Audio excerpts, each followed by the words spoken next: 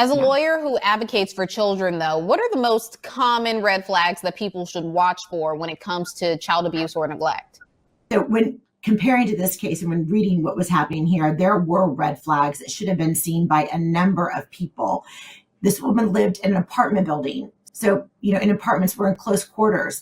There should have been smells coming from that apartment based upon the descriptions in the news articles that feces was covered all over the walls and furniture, that there was rotten food in the house, that there was children that were probably at such a young age crying an awful lot because they're alone and very frightened.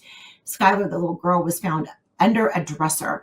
So the level of fear and anxiety that child must have had in the last moments of her life are unimaginable.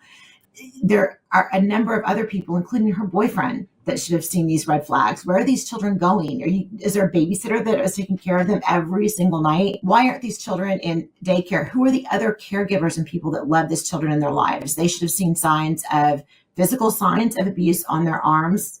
It looks like that there was bruising on the children's arms, cuts, abrasions, whatnot.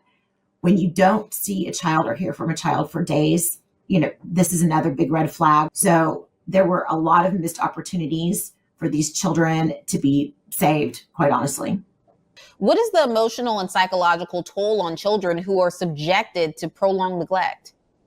When you think about it, children in their early stages of development, particularly from birth to 4 or 5 years old, they need frequent interaction. You need to be talking to children and playing imitation games and helping them develop these language skills. You're teaching them about how to interact with other people. You should be taking them out in the world to see other people. He missed all of these opportunities likely for many years of his life, and he may suffer from obesity, anxiety, drug addiction. There are sexual deviance issues that could develop because of this. This child needs to be in therapy immediately and needs to be in a loving home that can help to start giving him all of these things. I would imagine anxiety, depression, PTSD are going to be also DSM-5 diagnosis that this little boy has. It's always better to be wrong about it and report it than it is to be right and not report it.